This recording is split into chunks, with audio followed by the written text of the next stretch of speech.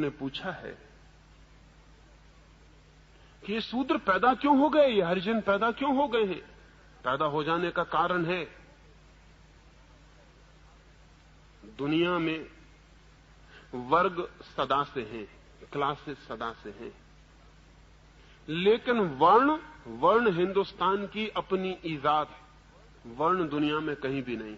वर्ग सब जगह है, गरीब है, अमीर है, लेकिन शूद्र और ब्राह्मण और क्षत्रिय और वैश्य जैसा वर्ग कहीं भी नहीं, वर्ण कभी भी नहीं। वर्ग का मतलब यह होता है कि कोई आदमी गरीब है, वो चाहे तो कल अमीर भी हो सकता है, कोई रुकावट नहीं। फ्लूडिटी है, एक तरलता है। अमीर गरीब हो सकता है, गरीब अमीर हो सकता है।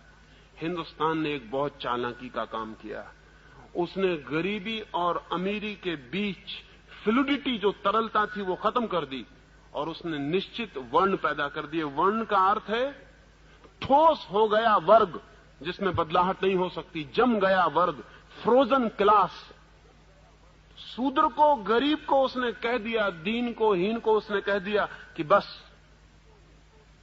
तू जम गया, अब तेरे भीतर से बदलाहट नहीं हो सकती, तू ऊपर नहीं जा सकता। ऊपर की क्लासेस को इससे फायदा हुआ क्योंकि नीचे की क्लासेस का कंपटीशन, प्रतियोगिता खत्म हो गई। हिंदुस्तान ने एक तरकीब ईजाद की प्रतियोगिता खत्म करने की। करोड़ों शूद्रों से प्रतियोगिता खत्म हो गई। अब उनके बेटे ब्राह्मणों के बेटों से संघर्ष न कर सकेंगे ऋषि होने का। अब उनके बेटे वैश्यों के बेटों से धनपति होने का संघर्ष न कर सकेंगे। अब उनके बेटे बहादुरों की तरह लड़ न सकेंगे, क्षत्रियों से संघर्ष न कर सकेंगे। एक बड़े वर्ग को, नीचे के विराट वर्ग को हमने बिल्कुल जमा दिया और द्वार बंद कर दिए। अब तुम कहीं आ ना जा सकोगे। ऊपर के वर्गों को लाभ हुआ। फिर क्रमशः हम जमाते चले गए। शूद्र के बाद वैश्य को हमने जमा दिया और उससे कह दिया धन तेरी दुनिया है, इससे आगे तू नहीं बढ़ सकता। यश और ज्ञान तेरी दुनिया नहीं। क्षत्रिय को कह दिया कि यश तेरी दुनिया है लेकिन ज्ञान तेरी दुनिया नहीं। और सबके ऊपर वो जो ज्ञानवान है, वो जो पंडित है, वो जो ब्राह्मण है, वो बैठ गया। ये वर्ग जमा दिए, इससे प्रतियोगिता खत्म हो गई और समाज जड़ हो गया।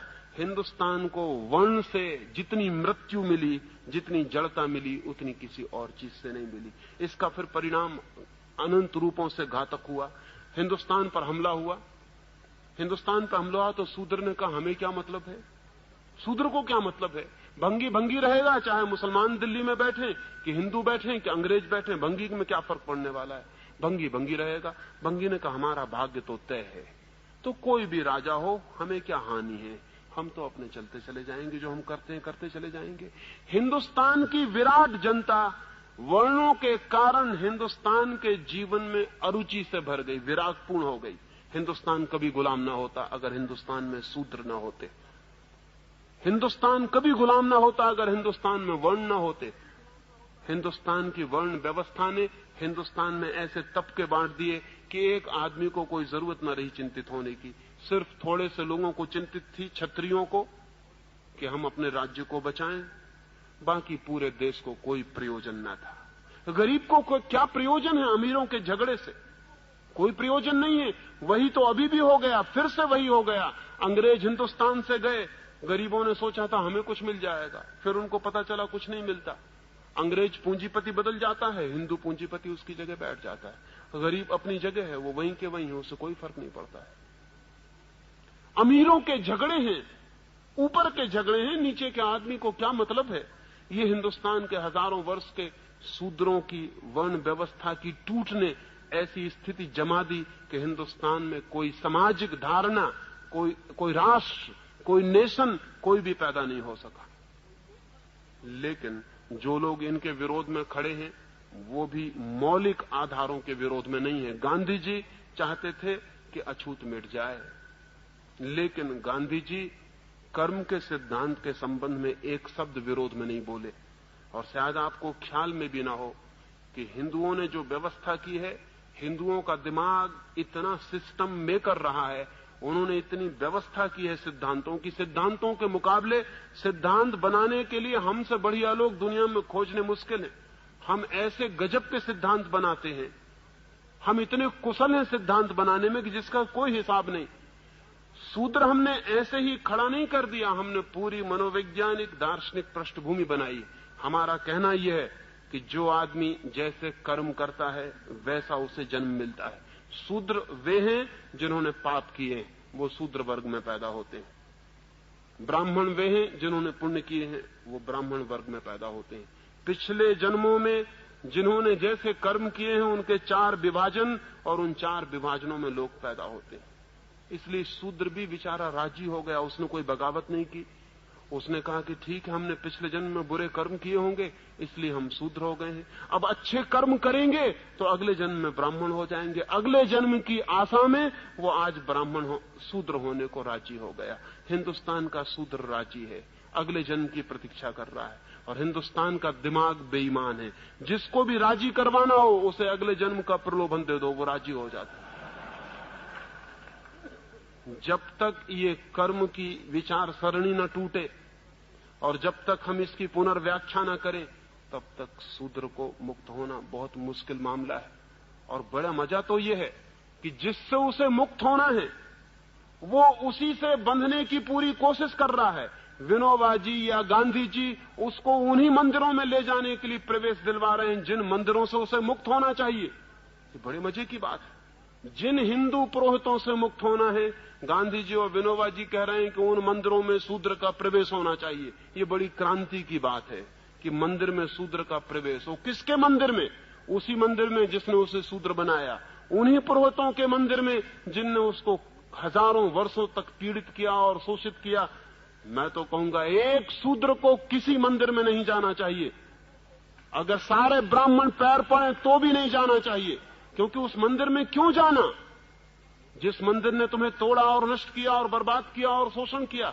लेकिन गांधी जी और उनके सब साथी कहते हैं कि मंदिर का द्वार खोलो, हम शूद्र को मंदिर में ले जाएंगे। बड़ी क्रांति हो रही शूद्र को मंदिर में ले जाने की। ये ब्राह्मण का ढीला पंजा जो हो रहा है उसको फिर कसे जाने की तरकीब है, फिर ब्राह्मण के हाथ में पहुंच जाएगा ये शूद्र उसके मंदिर में जाते ही। आज वर्ण टूटने के करीब आ गए हैं, व्यवस्था टूटने के करीब आ गई, उसको फिर से नई शक्ल देके फिर उसको उसी व्यवस्था के भीतर रखने की कोशिश चल रही है। डर है कि कहीं शूद्र हिंदुओं के बाहर न चला जाए। लेकिन शूद्र को हिंदू के भीतर रहने की जरूरत क्या है? सच तो यह है किसी को भी हिंदू होने की जरूरत क्या है, किसी को मुसलमान होने की जरूरत क्या है? आदमी होना पर्याप्त है। और जिसको आदमी होना पर्याप्त नहीं मालूम होता वो हिंदू या मुसलमान होने से कुछ और विकसित नहीं हो जाएगा। आदमी होना काफी है। हिंदुस्तान में एक क्रांति की जरूरत है कि शूद्र तो कह ही दें कि अब हम हिंदू नहीं हैं, लेकिन बहुत से वे लोग जो शूद्र नहीं हैं और बुद्धिमान हैं वे भी कह दें कि हम हिंदू नहीं हैं। और बहुत से वे लोग जो बुद्धिमान हैं कह दें कि हम मुसलमान नहीं हैं। बहुत से वे लोग जो बुद्धिमान हैं कह दें कि हम जैन और ईसाई नहीं हैं, हम आदमी हैं। और अगर हमें खोज लगनी है सत्य की, अगर हमें प्रभु को खोजना है तो हम खोजेंगे, लेकिन हिंदू के मंदिर में नहीं, मुसलमान के मंदिर में नहीं। इतनी बड़ी दुनिया उसका मंदिर है, हम यहीं खोजेंगे। हम क्यों किसी मंदिर की बंद दीवालों के भीतर जाएं? इतना विराट मंदिर है उसका, हम इसका दर्शन यहीं करेंगे। लेकिन इसकी हिम्मत शूद्र भी नहीं जुटा पाते। वो भी कहते हैं हम हरिजनों को अधिकार दो, हम हरिजनों को जगह दो, मंदिर का द्वार खोलो, हम भीतर प्रवेश करेंगे। तुम किससे अधिकार मांगते हो? और ध्यान रहे, अधिकार मांगने वाले कभी भी स्वतंत्र नहीं हो सकते। अधिकार मांगने वाले कैसे स्वतंत्र हो सकते हैं? जिनसे अधिकार मिलेंगे वे उनके परतंत्र बने ही रहेंगे। और जिन्होंने हजारों वर्षों तक दिमागी सांचे बना के आदमी को कसा है, वो इतने होशियार हैं कि वो नए सांचे बना लेंगे और फिर कस लेंगे। नहीं, सब जाल तोड़ के बाहर आने की जरूरत है। किसी हिंदू मंदिर में किसी शूद्र को जाने की जरूरत नहीं, और किसी शूद्र को अपने को हरिजन कहने की जरूरत नहीं। आदमी कहना काफी। तो मुझसे मत पूछें कि मैं हरिजन के घर में क्यों नहीं ठहरता। मैं घर में ठहरता हूं, हरिजन और गैर हरिजन से मुझे कोई मतलब नहीं। आप आ जाएं, मुझसे कहें कि चले मेरे घर, वहां मैं ठहर जाऊंगा। लेकिन अगर जरा भी आपको भ्रम हो और आप प्रचार करें कि हरिजन के घर में ठहरा हूं, तो ऐसे पागलपन में मैं नहीं जाने को राजी होऊंगा। ये पागल घर है। आदमी का घर होता है मैं मेहमान बन सकता हूं आदमी का, हरिजन वगैरह से मुझे कोई मतलब नहीं है। 1000 कारण हो सकते हैं, लेकिन एक ही कारण काफी है।